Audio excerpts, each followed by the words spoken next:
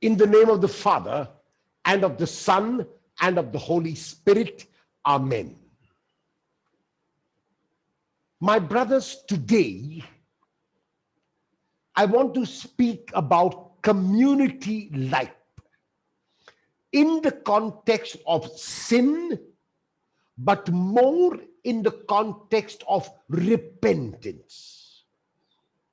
Yesterday, we reflected on the meaning of our own sin, our own blindness, our own lameness, our own paralysis, our deafness, and our dumbness. Today, we will try to make it more personal in my own life and in my life in community. The first point I want to make about these attitudes, which I will enumerate, which I call attitudes which break community, or attitudes which cause disharmony, and attitudes which make community, or attitudes which cause harmony. Before that, I want to say very clearly that these are my reflections on my life in community. So it is not from a book. It is not by watching others. It is by watching myself and my own reflections. It is likely you might be able to identify with one, with two, or with all. I will speak about 5 each. It is likely you will be able to identify with one, or with two, with none, or even with all. Or this might be a starting point for you to reflect on other attitudes which I have not mentioned, but which you possibly have, which result in breaking community and in making or building community. The second point I want to make is this, that like many of you, I have lived in small communities. I have lived in medium-sized communities. I have lived in large communities. As a matter of fact, I don't think that there is any kind of community I have not lived in. Within those communities, I have sometimes been a member of the community. Sometimes I've been superior. Sometimes I've been parish priest and superior. And so therefore, it has been all kinds of experiences. So I am talking to you as a fellow religious. I am not talking at you. I am conversing with you and sharing my own attitudes, which I think are responsible where I caused disharmony or breaks in community. And you can use these as a starting point to check if you have these attitudes also. Before that, I want to give you an overarching view through a popular story. And the reason why I use the word popular story is because you have possibly heard this story before, but I want you to hear it in the context of our reflection. A woman invited her friend, her next door neighbor, for a cup of tea one morning. And the neighbor entered the home. As soon as the neighbor entered the home, the woman of the house said to her neighbor, "Look at our neighbor's yard. She has washed the clothes of the family and she has put it out to dry. But there are streaks and stains on the clothes." The neighbor went close to the window to which she was pointed, and she looked out of the window. And she turned to the woman of the house and said to her, "The streaks and the stains, my dear, are not on the clothes, they are on the window. In other words, how I look will determine whether I see streaks and stains. How I look will determine whether I see that the clothes have been washed as they ought to have been washed. Of these five attitudes, first I will speak about the attitude which results in breaking community and the corresponding one which helps in building community. The first is the attitude of I know. I know everything about everything. As a matter of fact, we Jesuits are famous for this. Some interpret SJ, which is actually Society of Jesus, to mean Samjanta. Samjanta is the Hindi for knows everything. I know.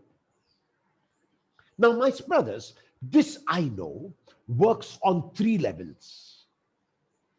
The first level is because we are priests, because we have done college studies, because we have done PhDs, because we have done philosophy, because we have done theology, because we have attended a number of retreats, because we have given a number of retreats, because we have attended classes, and because we have given classes, and because we have presented papers at conferences, we sometimes might think that we know.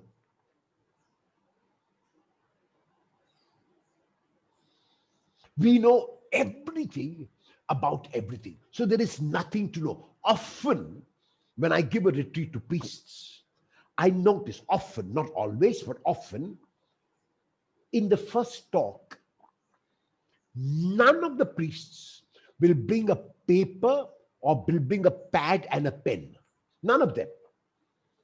And while there might be other interpretations of why we have not brought a pad and a pen, my own understanding possibly is that they think they know everything, that there is nothing to learn. Now, what is this guy going to tell us? What is it that he's going to tell us that is so new that we do not know? So why to take a paper and pen? Why to take a pad and pencil to write down what he's saying? Because we know, I know. Now, my brothers, as priests, very specially, this is one of the greatest challenges that we experience. That we, because of our studies, because of our intellect, because of our intellectuality, might think that we know.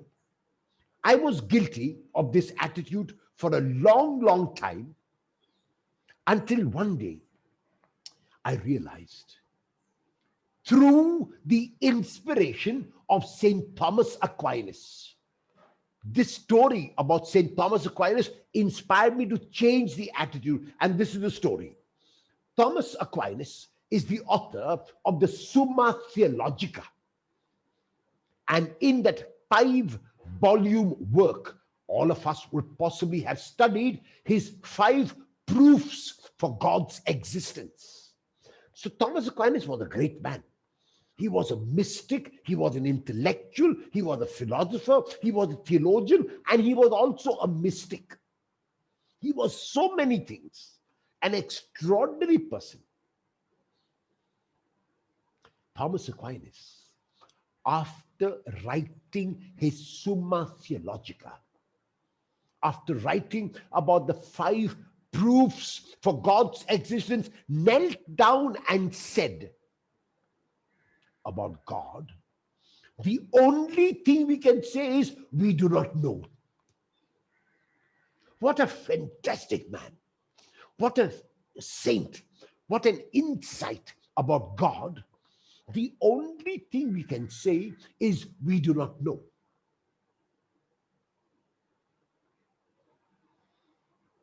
This pandemic has given us a very, very strong lesson on how much we know and how much we do not know. Even today, infectious disease experts are not agreed about what the problem is, about how it can be resolved. Even today, almost a year later, and the virus is a dead virus, not even alive.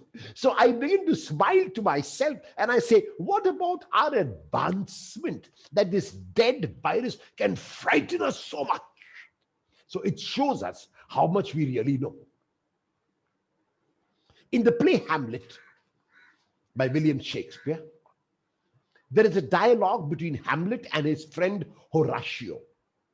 And in one of the dialogues, Hamlet says to his friend Horatio, there are more things in heaven and on earth, Horatio, than are dreamt of in your philosophy. There are more things in heaven and on earth, Horatio, than are dreamt of in your philosophy. In other words, there is a great deal that we do not know. And we need to take a cue from this great mystic Thomas Aquinas and acknowledge that yes, there are many things that we do know, but there are more things possibly that we do not know. The second level of I know is a little more serious. I know exactly what you're thinking. Oh, this fellow, no, always like that, never change. I know exactly what you are going to say. I know exactly how you are going to act. How often have we said this to our companions, members of our community? I know exactly. And unfortunately, because of this, we begin to label people. The provincial will send a letter to the superior of the community or will telephone the superior of the community to say, I want to send Father so-and-so to your community. What do you say? Already, because if the superior says, I know, the superior is going to be biased. So what the superior does, he brings it to the members of his community.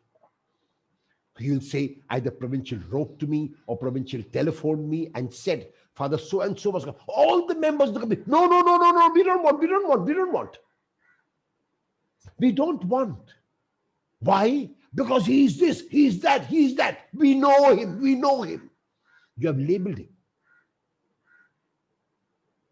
And I ask you, is it your grandfather's community?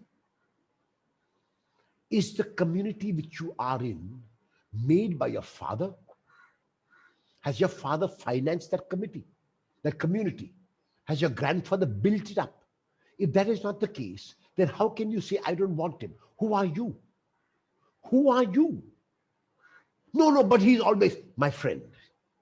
There are no problems. There are no problems in dealing with any human being. You change, they will change. But you want to remain the same and you want everyone else to change. He is incorrigible. He is rude. He is stubborn. Look at yourself. Look at yourself and ask yourself if those same qualities that you see in him do not apply to you. When people sometimes say to me, I know exactly what you're going to say, I ask them a question.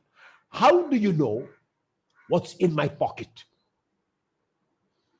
How do you know what's in my pocket? If you cannot know something tangible as what's in my pocket, then how can you possibly know what's in my mind?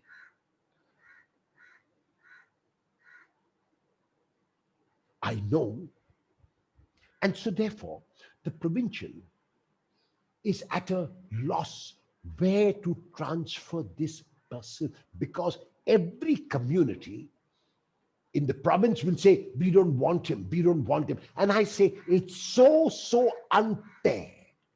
How can you, even make a statement or respond to the provincial saying, I don't want this man, when there are no problems in dealing with any individual in community. And my brothers, I would like you to do this exercise. You know the different communities in your province. You know the different houses and where they are situated in different parts of India, in Nagpur, in Mozambique, in wherever.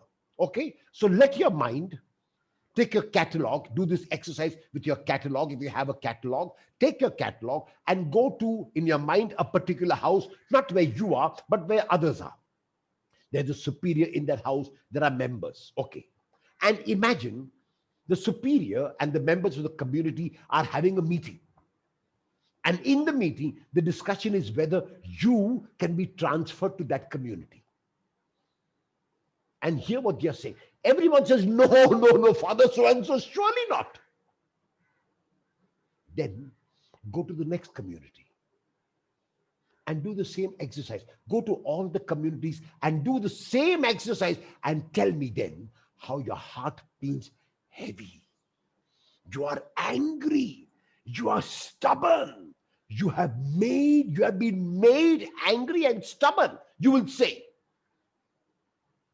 But look at them. How can they be like that? And look at yourself. You are exactly like that. So when you, as a superior, or even as the member of a community, say about another Francilian that you do not want him in your community, you are doing a disservice to him, to yourself, and to the congregation. I believe you have no place there. You have no place in the Francilian community because you are so parochial. You are so restricted. You only want people in your community whom you can get along with. I know. You cannot know what's in my pocket. So how are you going to know what's in my mind?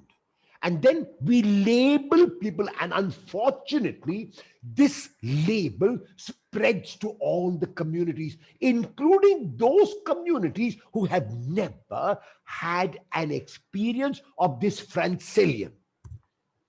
None of them have met this Francilian. None of them have lived with him, but they all know him. Why? Because somebody else has carried tales and told them.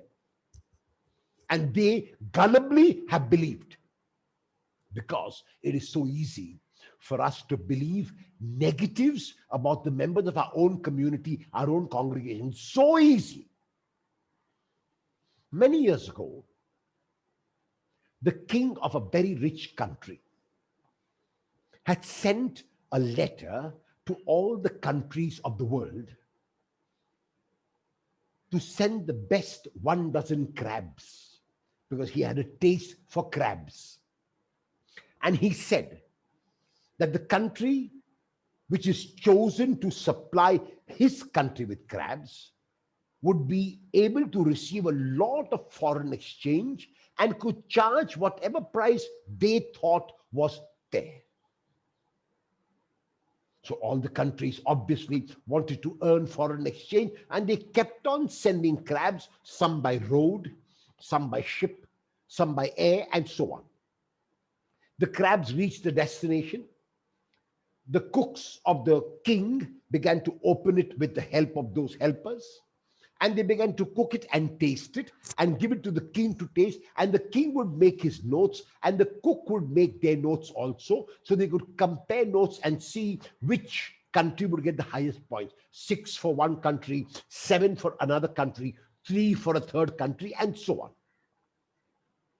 One day, they found 2 boxes which came.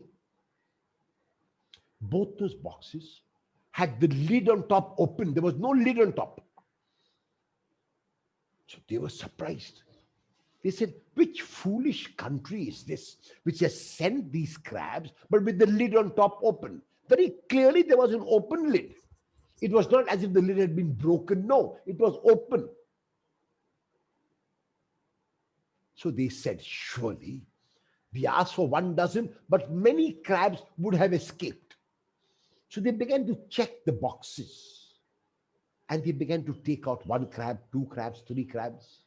Arey, there are still some crabs. The second box, one crab, two crabs, three crabs. There are still some crabs. What is the problem? They began to count and they found exactly in each box there are 12.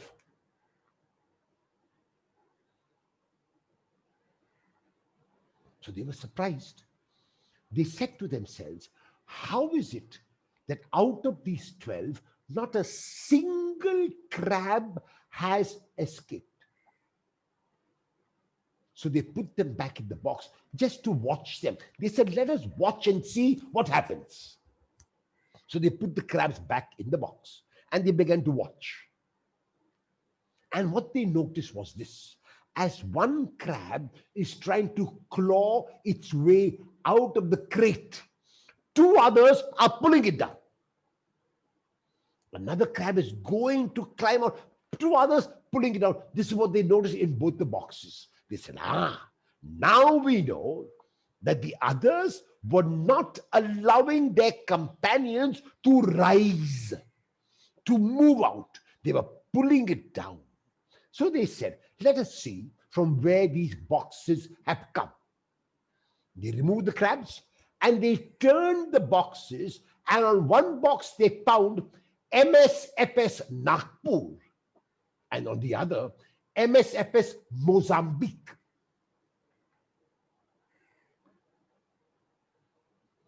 My brothers, it is likely that when I began the story of the crabs, you stopped listening.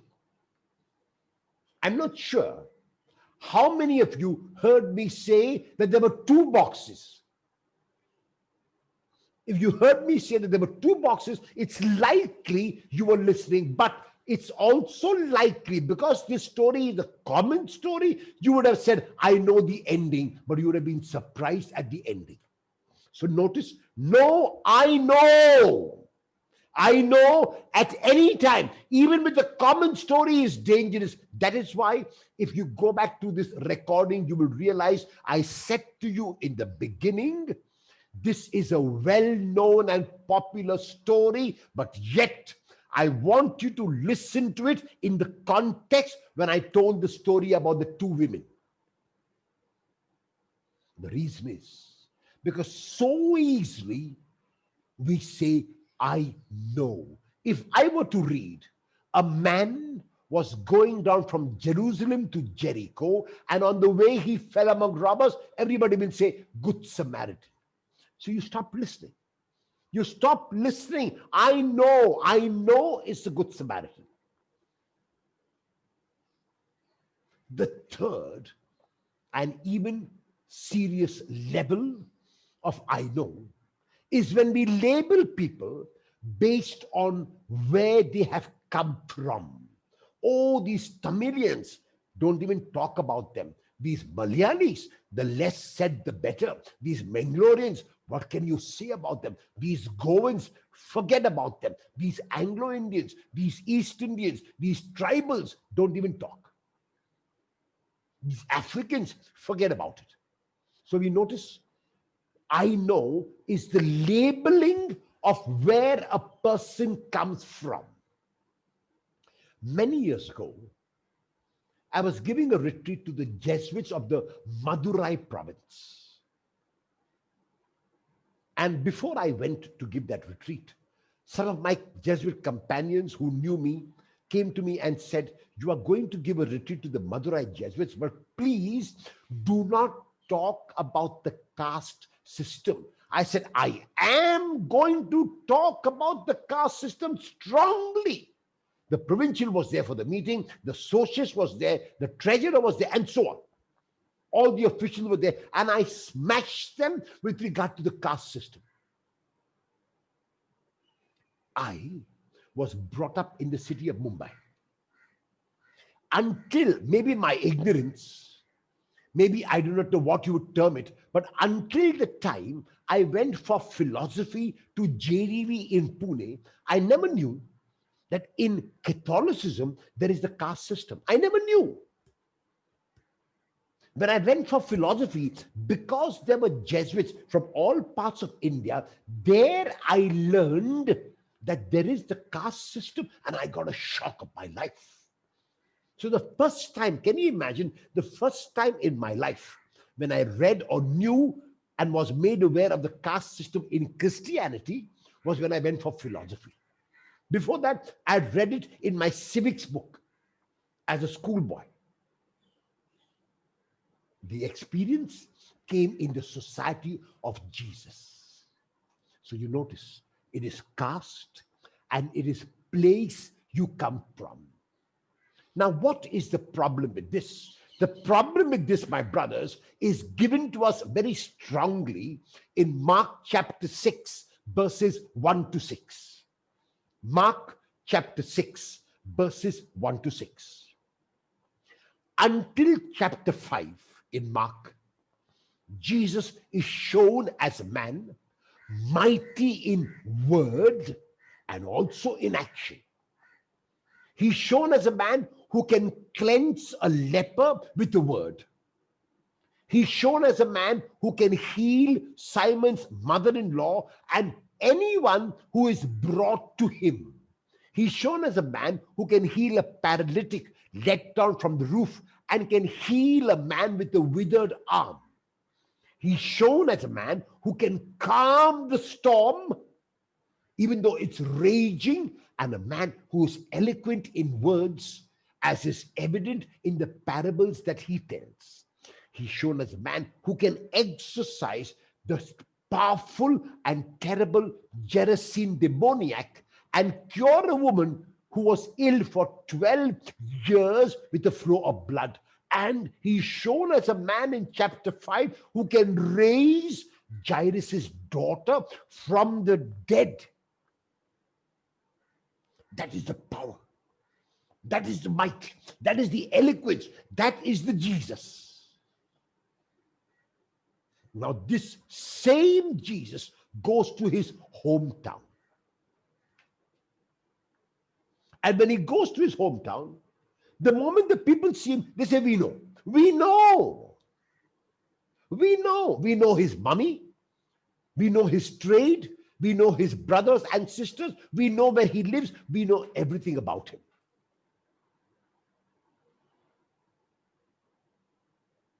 When I go to a place where people do not know me, I am often asked two questions, one after the other. And the first question is, what is your name? And the second, even before they can hear my name, the second, where are you from? So when they ask, where are you from? I point to the sky with my thumb. They look up and they look at me and they say, Father, we know all of us are from heaven, but where are you from? Once again, I point. And the second look that I give them is such a powerful and strong look that they stop asking me. How is it going to help you to know where I'm from? How is it going to help you? It is going to possibly lead you to stereotype me, to label me, to pigeonhole me like they did with Jesus. So Jesus, after these mighty works, after these mighty words, goes to his own people. It's not that he goes to outsiders. He goes to his own people, and the response is not this the carpenter. It is from Mark that we learn the trade of Jesus. Matthew will say, it's not just the carpenter's son. But Mark will give us the trade of Jesus when he says, it's not just the carpenter. And notice, it's not this the carpenter, the son of Mary. Usually, a man was known as the son of his father. And that's why Matthew will change it and say, it's not just the carpenter's son. But Mark seems to tell it like it is. It's not just the carpenter, the son of Mary. Now, why son of Mary? It is likely that Joseph may have been dead for some time and so may have been forgotten. And that's why Jesus may have been known as the son of his mother. However, from the context, we can say that that is not really true, because the context prompts us to interpret this son of Mary as saying, we know who his mother is, but we do not know who his father is. So it's a negative assessment already when they say son of Mary, because what follows is, and they took offense at him. And they took offense at him. And the question is, why did they take offense at him? Because they were saying, you are a French alien. And as a French alien, you have to be a chicken. You cannot be an eagle. You cannot fly in the sky. You have to remain on the ground with us and keep on looking down at the ground and keep on clucking down and picking up seed from the ground. You cannot fly. You cannot spread your wings because you're a French alien. How can you spread your wings? To spread the wings and be eagles is for others, not for us. We are chickens, and here is where we will be. And they took offense at him. When I was in St. Xavier's school community, there were a number of young Jesuits who were under me. And these Jesuits were from a variety of provinces. They would come to St. Xavier's College for studies, and they would stay with us at St. Xavier's School. In the month of December, when the provinces were making decisions to send scholastics to us, I would write to all the provincials and say, Father, if you are sending 2 Jesuits from your province, or you're sending 3 or more, you're welcome, but please ensure that you do not send them to do the same course. If you're sending both, or you're sending 2, send one for science, one for arts. If you're sending 2, send one for social work, one for PhD. If they are coming to do different courses, they will be the best of friends. But if you send them to do the same course, by the end of the year, they may kill each other. Because each one wants to be above, and the other will pull the other one down. So send them from the same province. If they're from different provinces, they're the best of friends, even though they're doing the same course. Notice, even though they are doing the same course, if they're from different provinces, they are the best of friends, and they help each other, because that provincial is different, this provincial is different. So that provincial will not know how many marks I have got. My provincial will not know how many marks he has got. So it doesn't matter.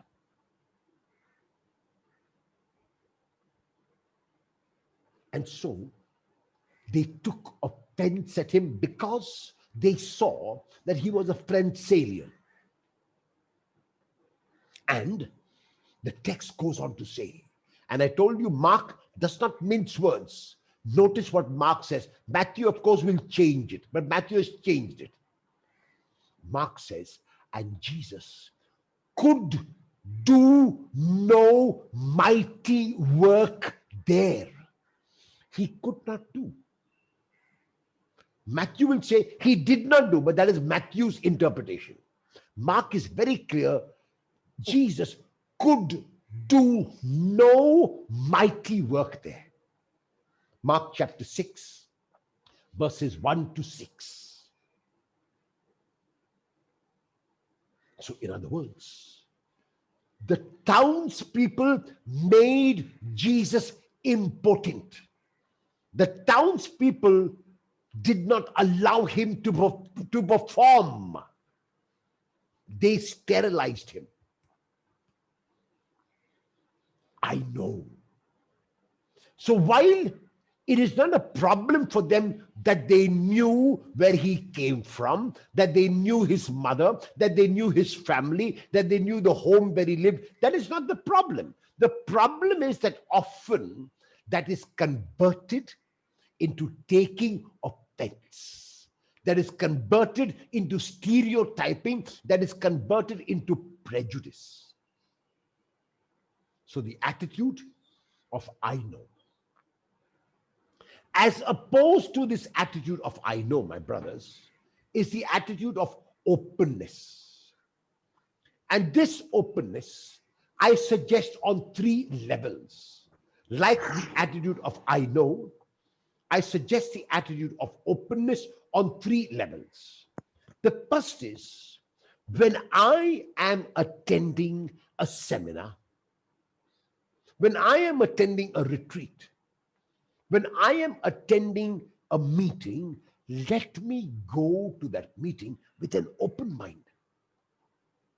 It is likely that a lot of what is said in the retreat or the seminar or the meeting, a lot of what is said, I may already have heard before. I may have said myself. All those things are true.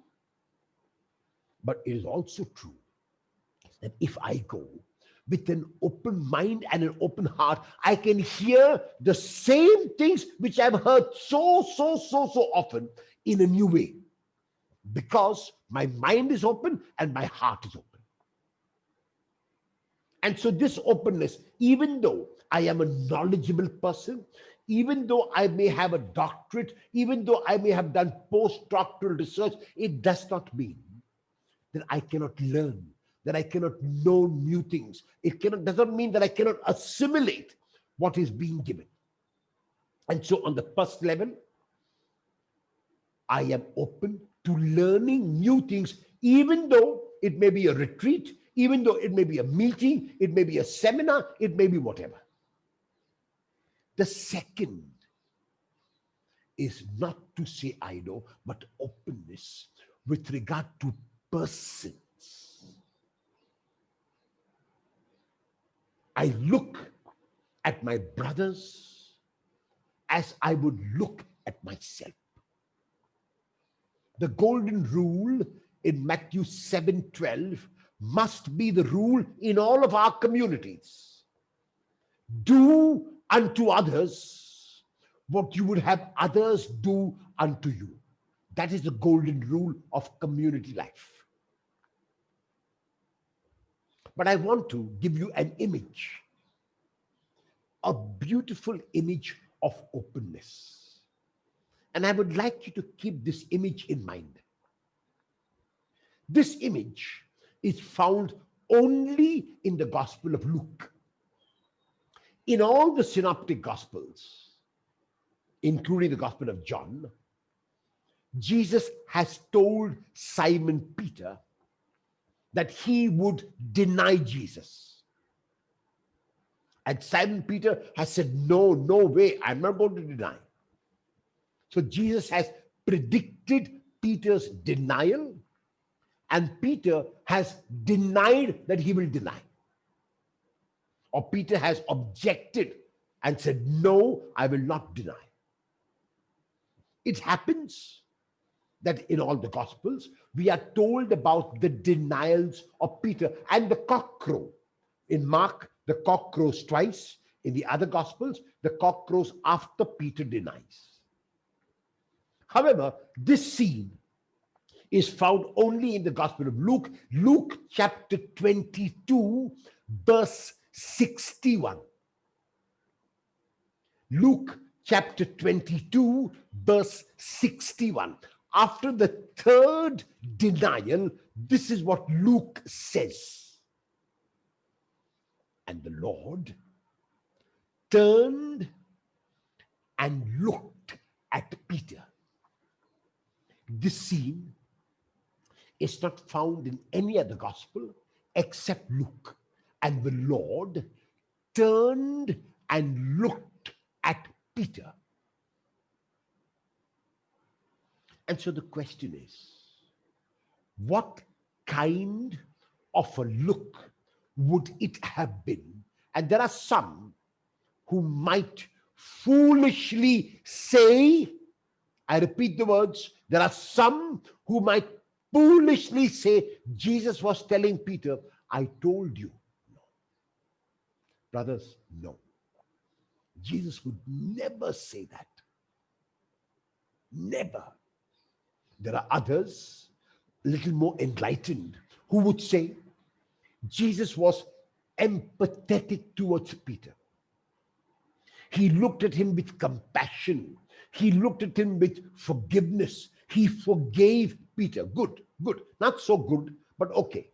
I can grant it to you that Jesus looked at Peter and forgave Peter. Jesus looked at him with compassion. Jesus looked at him with empathy. Jesus looked at him from his heart. Good. My interpretation is that Jesus looked at Peter and said to Peter, Peter, if I was in your place, I would do the same. If I was in your place, I would do the same. I also would deny. You notice, there is no forgiveness here. There is no compassion. There is no condescension. There is nothing except acceptance. Except placing himself on the same level. Even forgiveness, my brothers, has something of condescension in it. Be careful. You hurt me, I forgive you. But why did you get hurt? Why did you get hurt? You hurt me, I forgive you. You see, forgiveness is condescending. Only God can forgive. And we will see about that in the Eucharist. Even God does not forgive, actually. But we have to be careful of being condescending. So it was not even a forgiving look, because Jesus was never condescending. Jesus was always accepting. So my interpretation of this look of Jesus to Peter after Peter's denials is this. Peter, if I was in your place, I would do the same. So we are on the same level. I'm wearing your shoes and you're wearing my shoes. That is what it is. And so, my brothers, openness with regard to individuals. Avoid ever saying about any friend saying that you do not want him in your community. Avoid saying that you cannot manage with him, because you can manage, if you make up your mind, you can manage with anyone and you can manage with everyone. And the third is with regard to where we come from. It is so beautiful to see that in a community, there is somebody from X place and from Y place and from Z place and from A and B and C, and they can live together. As a matter of fact, for us, community life should be easy, because the moment we say in the name of the Father and of the Son and of the Holy Spirit, there is community. So every time you make the sign of the cross, every time you say the glory, think of community. We are saying there are three persons, and yet three persons living together as Trinity in harmony. So if that is the case, if God can be three persons and one God, we have to be able to accept, no matter what the background, no matter where the person is from. I will avoid labeling. I will avoid stereotyping. The second attitude, my brothers, is what I call gossip and backbiting. Sometimes I engage in gossip. At other times, others engage in gossip about me. I will speak about both kinds. Gossip and backbiting is that I talk about a person in his or her absence. And for the life of me, I cannot understand why you talk about a person when the person is not present. And some say to me, the person will get upset. Then why talk about him? If the person does not know, how is it going to help him to change? So, my interpretation is this. When I talk to a companion about somebody else, there are two reasons why I do that. One is I want to get my companion on my side. I'm telling him only my side of the story. So I want him to get him on my side. So in case there's something, he's on my side. He knows my side. He knows my story. Second is that I feel inferior to the other person. And I want to pull him down in my companion's eyes. I find that he's a threat to me. I find that he's very talented. I find that he's doing extraordinarily well. Because he's doing so well, I need to pull him down in my companion's eyes or in the eyes of the other members of my community. So if they think negatively of him, then he'll be brought down. That is gossip and that is backbiting. I have made a resolution, and I would encourage you to make this resolution also. Namely, I will never talk about anyone in my community if the person is not present.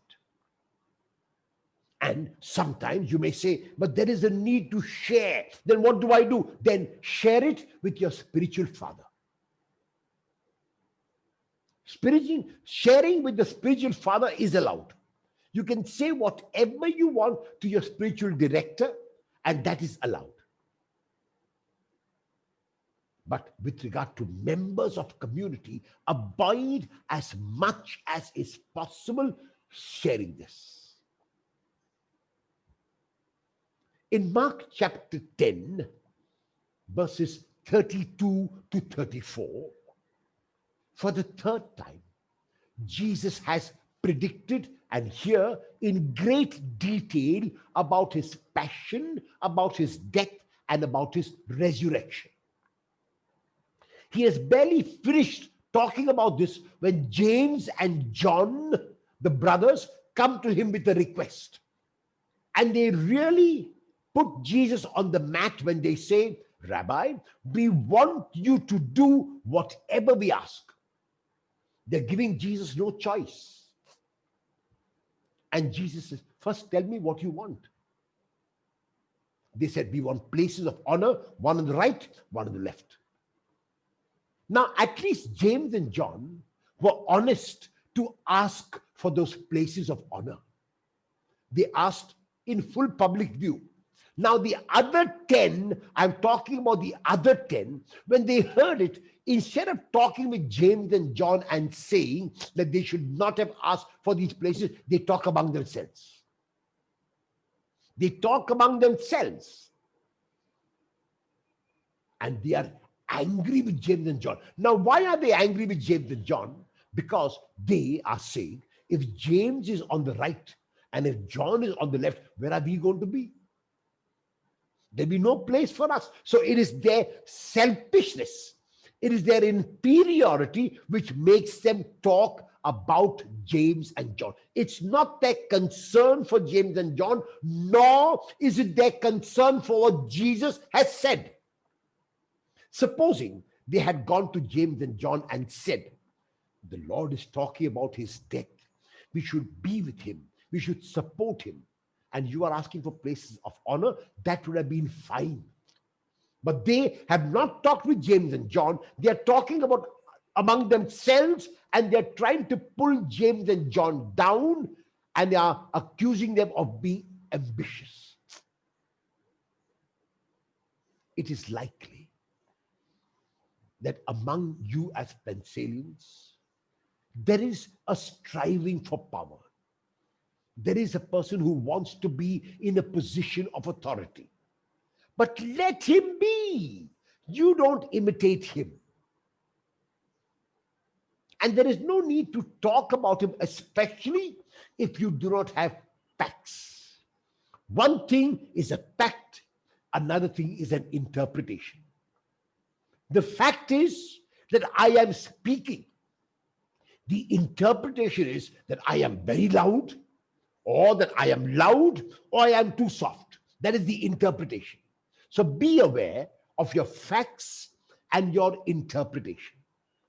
And especially when it comes to the members of your community. So this gossip is a pulling of a person down. Now, sometimes, as a member of the community, another companion or another member of your community may come to you and say, you know, this father was saying so and so about you. First, I want to point you back to the game of Chinese whispers. Chinese whispers is a game in which we make people stand in line one behind the other. If there are 10 people, they are standing one behind the other until number 10. The organizer of the game will whisper a sentence in the first person's ear and ask the person to say the same sentence to the second and the third and the fourth and up to the 10th. At the end, by the time the 10th person has heard it and is asked to recite what he or she heard, the sentence is so warped. It is so unimaginable how changed the sentence is from the original. Now, when a person comes and tells you that someone was talking about you, let the word Chinese whispers come into your mind. And what do I mean by Chinese whispers? The one who's sharing with you, first of all, has heard that person say. Then, after hearing the person saying, and may not have heard properly, but even after hearing properly, let us say, has interpreted it in his mind and then communicated to you. So already there are so many changes even with what is being narrated to you. So you need to be careful. First. Second, when the person tells you, you ask him, and what did you say to him? And again, why are you telling me? No, I want you to know, but why? Why? Why do you want me to know? Why did you not tell him that he should come and tell me? Why are you telling me and you want me to know? You see, when you look at it, even those fellows who carry the tails, they also have to be taken to task. So they are not telling you for your good. They are telling you because they want to be one up on you. You know, the people are talking about you, but they're not talking about me. Little does he know that everyone else is talking about him also. So be aware if you are a carrier of a tale or if you are speaking about someone. And then if you know that someone is talking behind you, remember, you are in front of them. You're in front of them. I have a saying which I put up on my Facebook page. When people talk behind you, it is because you are in front. So that is what I call infighting. St. Ignatius, when sitting at table, had a procedure in the Jesuit circles that the first half of the meal, whether lunch or dinner, would be when there would be some reading at table. Because he thought that a person needed physical food, yes, but also spiritual and intellectual food, which was provided by the reading at table, where everyone listened attentively to what was being read, even as they ate their meal. After the reading was over, he would say, Deo gratias, thanks be to God. And that was a sign that people could begin conversing with each other at the table.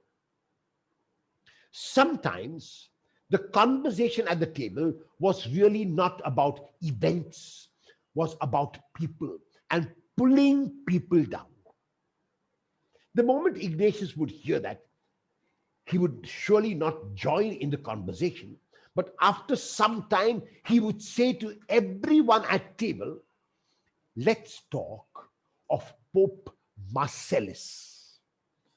And by let's talk of Pope Marcellus, he meant Pope Marcellus II, who lived in the year 1555 and was Pope for only 22 days. In that short reign, he did not do any kind of damage to the church. He was a good man, he was a holy man, but he was Pope for only 22 days. So when Ignatius would say, let's talk of Pope Marcellus, everybody at the table knew that now it's time to change the conversation. We are talking about people now. We don't need to talk about people. We need to talk about things which will enhance and which will build up. As opposed to infighting or gossip and backbiting, there is a term which modern psychologists use today called carefrontation. Carefrontation means that I talk with the person concerned. And you may say to me, but there are some in our community who don't want to listen. They are incorrigible. They are stubborn. They are rude. Now, if you have tried to talk with them, very good. I appreciate you. I applaud you. If you are scared about talking with them because you think that they will respond or they will react violently, okay, doesn't matter. But then do the second thing. And the second thing is to pray for them. Many of us think that when these words pray are used, we talk about verbal prayer. We talk about theoretical prayer. No, prayer is very, very, very practical, as I will show you in a later talk. Prayer is very, very practical.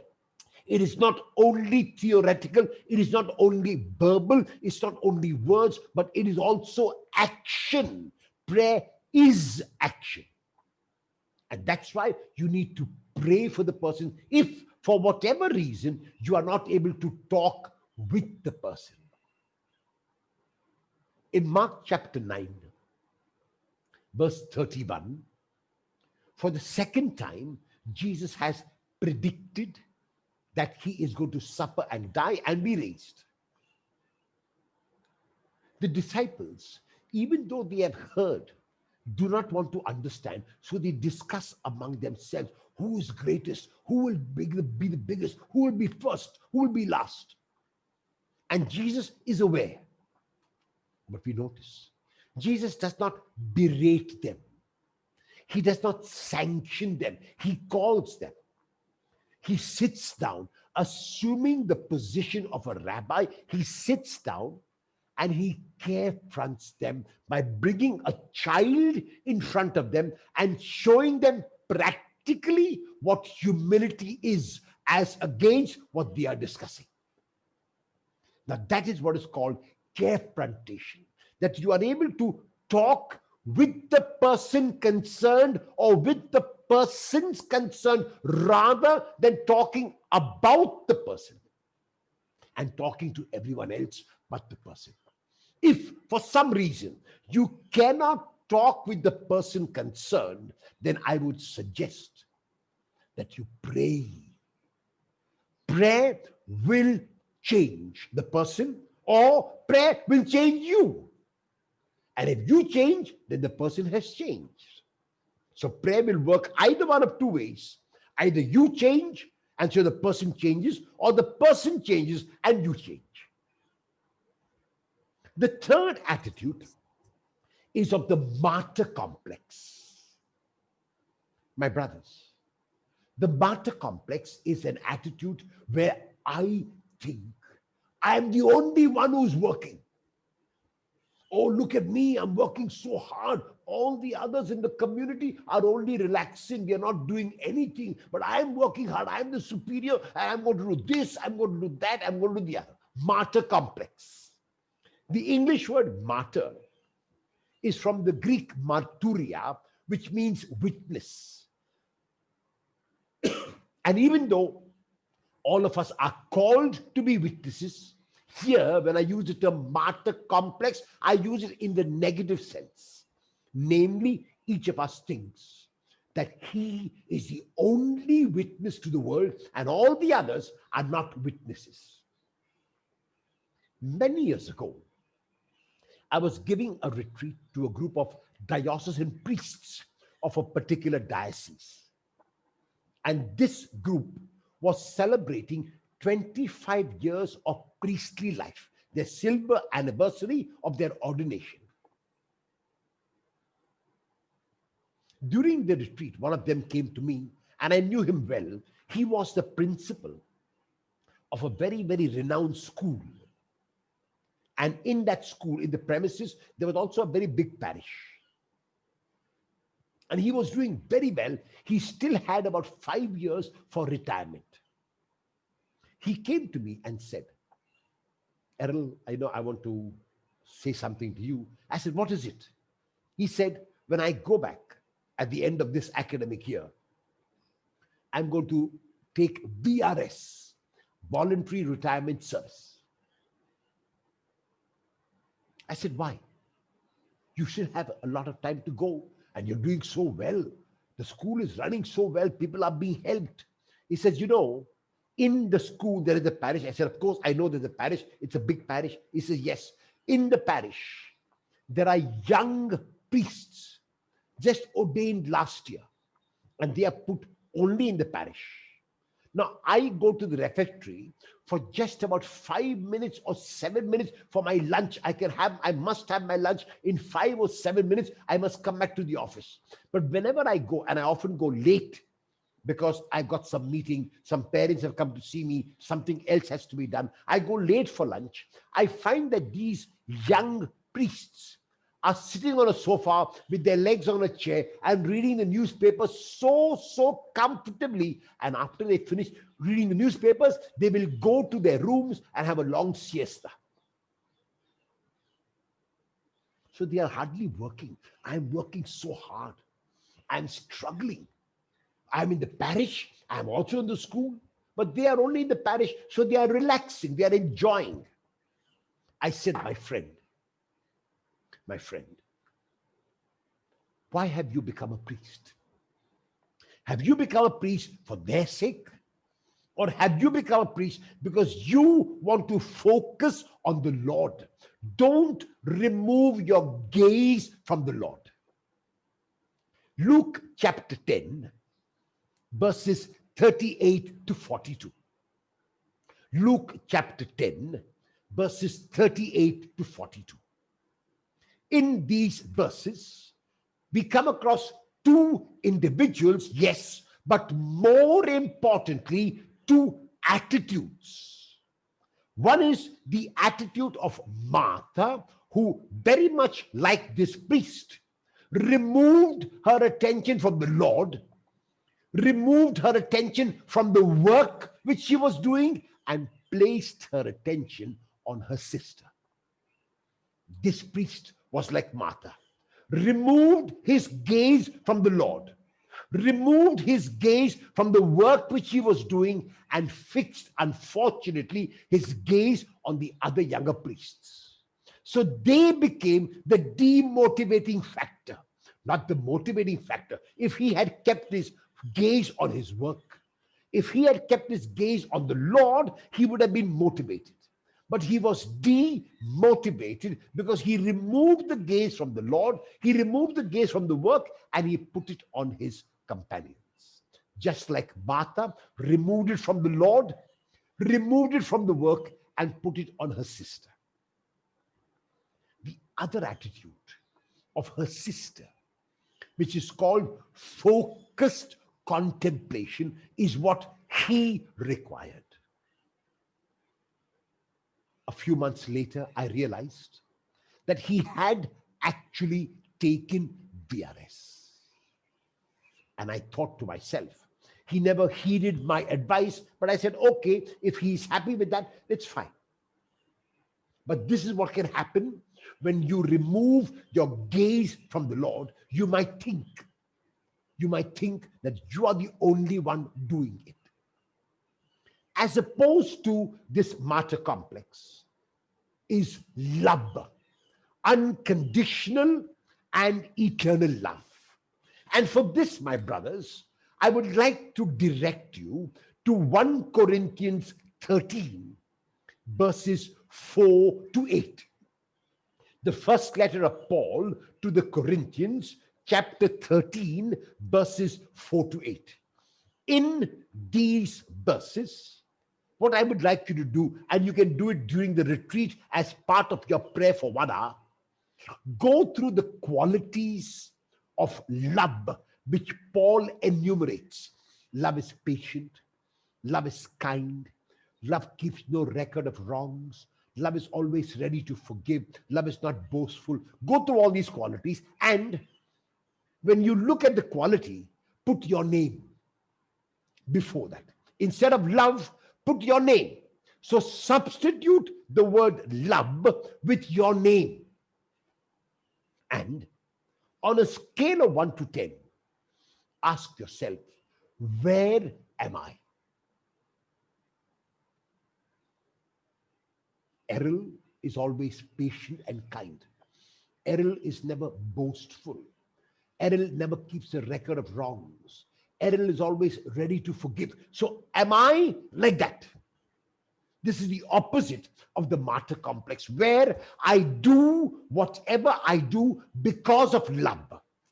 What motivates me is love. What spurs me on is love. What makes me continue my life on earth is love. And I will keep love as my focus. The fourth attitude is that of pulling apart.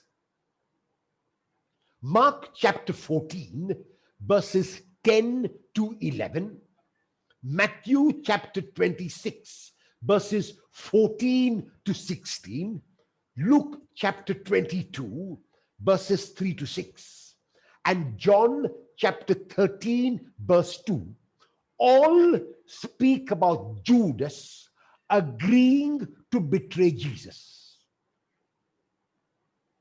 None of them really give us a solid reason why Judas betrayed Jesus, but this is my interpretation. Jesus would have had community meetings with the disciples on many occasions. And on these occasions of the community meetings, he would possibly tell them, like he tells us 3 times in Mark, and that is an indication of the community meeting. Mark 8:31, Mark 9:31, Mark 10:32 to 34. This is the result of the community meeting, namely the Son of Man must suffer, must be rejected, must die, must be laid in the tomb, and will rise again. Now the others in the meeting would have made suggestions. Lord, why do you want to come on the pole of an ass? Why do you not want to come on a horse? Lord, why do you want us to wave palm branches? Why don't we wave swords instead? Lord, why do you want to come in humility, come in might, come in power, come in authority? And the Lord would listen to these suggestions and say, good suggestions, but that's not for me, because my kingdom is not of this world. And in the regular meetings which they would have, they would possibly make these suggestions. And Judas would also make them. Now, after some time, the disciples realized that this is the way the Lord is going to go. We have made our suggestions. Now we back off. We back off. Judas, however, said, no, I have made a suggestion and I want the Lord to accept my suggestion. And that's why he goes to betray him. He imagines that when he betrays the Lord and when the Lord is caught and arrested, then the Lord is going to show his power. Now, this is what is called pulling apart. The betrayal of Judas is pulling apart. Now, my brothers, all of you are superiors. You are members of a community. Now, the members of a community must keep in mind that when they go to a meeting, they must know what their role is. A Jesuit companion of mine, a very, very committed Jesuit, came to me a few years ago to say, Errol, I'm going to stop coming for these province meetings. And I said, why? He says, because I go for the meeting, I make a suggestion, and then they do whatever they want. The provincial does whatever he wants. I said, my friend, sit down, sit down, sit down. You are the superior of your community. I agree. However, when you go for a meeting that has been called by the provincial, what is your role in the meeting? And he said, my role? What do you mean? I said, are you the boss in the meeting or is the provincial the boss? He said, the provincial is the boss. So I said, in that meeting, you are a suggestion maker and the provincial is the decision taker. When you, as superior, have a meeting with the members of your community, in that meeting with the members of your community, you are a decision taker, and the members of your community are suggestion makers. It struck him. And after that, I'm very happy to tell you that he attends all the meetings. That one insight, he says, helped me tremendously.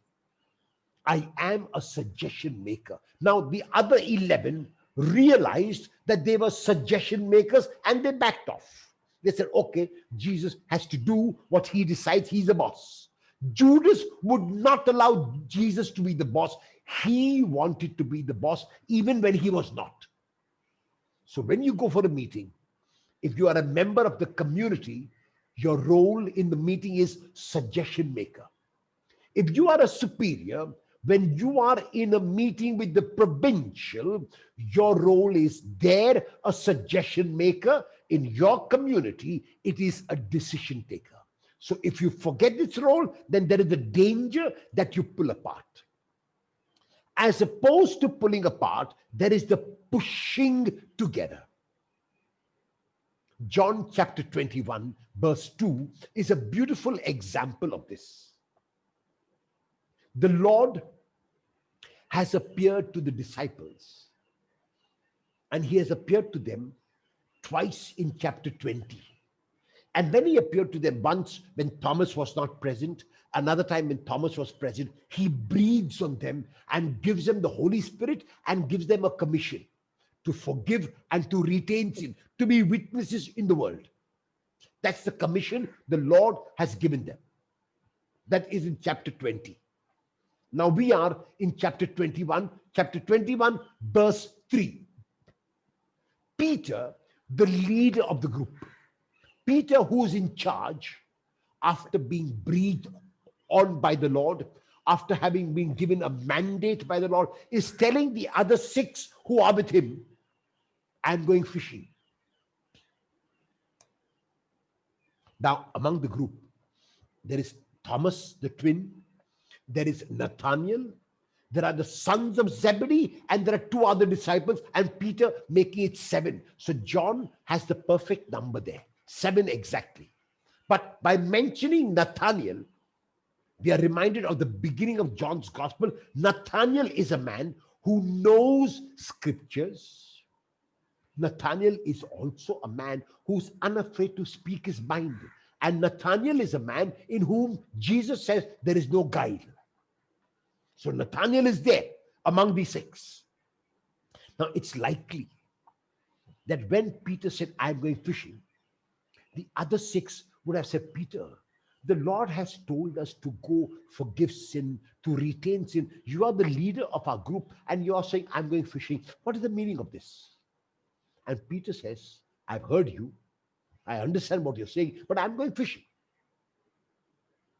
Now notice, even the intellectual Nathaniel, even the unbelieving Thomas, even the Boanerges, James and John, they bow down to Peter because they know where their authority ends. Peter is the provincial. Let the provincial take the decision. Peter is the superior. Let the superior take the decision. I will bow down to the superior. I will bow down to the provincial. And not only that, but I will believe in my heart that the provincial and that my superior is acting after listening to the promptings of the Spirit. And those of you who might have a smirk on your face because you think to yourself, the superior never listens to the Spirit or the provincial never listens to the Spirit. Be careful. Be careful, because you are guilty of the sin against the Holy Spirit. You are trying to say in whom the Spirit works and in whom the Spirit does not work. It's better for you and for me to believe that the Spirit is working and that the superior and the provincial, whenever they act, are acting after listening to the promptings of the Spirit. This, my brothers, take it from me, is the better way. Avoid the other way, thinking they are acting out of ambition, thinking they are acting out of jealousy, thinking they are acting without thinking. No, they are thinking, they are acting, they are listening to the Spirit and then acting. So the other 6 here think that about Peter. And they say, okay, if you're going fishing, notice the words, we will go with you. We are joining you. We are going to push together with you. And see what happens. They fish all night and catch nothing. So the other 6, we told you, we told you. No, no, no, no. If you say we told you, you are one of those prophets of doom. If you say we told you, it means even though you verbalize, I will go with you or I will do it, you did not do it. The other 6 are bigger. The other 6 accept responsibility for the failure, and as much as they accept responsibility for the success, where later on they catch a whole horde of fish. So the story ends successfully when they catch 153 fish, but when there are no fish, they do not say to Peter, we told you. No, they accept Peter's decision. They accept responsibility even for the seeming failure. That is what it means to know where your authority ends. And finally, my brothers, the twin approaches of looking at things, a pessimistic and an optimistic. And once again, I remind you of the opening story of how I will look at others. If I look at others' yards, if I look at others through my tainted window, through my window on which there are streaks and stains, I will see in others the streaks and stains. But if I were to either remove the glass away, or if I were to clean my window and then see, then I see clearly. And so I invite you today to reflect on these attitudes, the 5 attitudes, and take them up in your examination of consciousness. And on a scale of 1 to 10, you can mark out where exactly you are on a regular basis. Am I guilty of the attitude of I know? And if I am not, then I am open. Am I one of those who will talk about infighting and talk about my companions when they are not present? Or am I one of those who talks to the companion or who talks to God? Am I one who thinks that I'm the only one doing everything, nobody else is doing it? Or am I going to focus on the Lord and keep my gaze on Him? Am I one who does not know where my authority ends and so pulls apart? Or am I one who will push together because I know where my authority ends? And am I one who looks at others through tainted glasses, through a window on which there are streaks and stains? Or will I dare to open my window and to remove those glasses and look as I ought to look?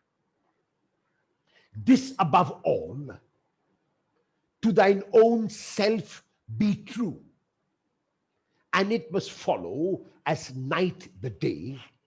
Thou canst not then be false to anyone. Glory be to the Father,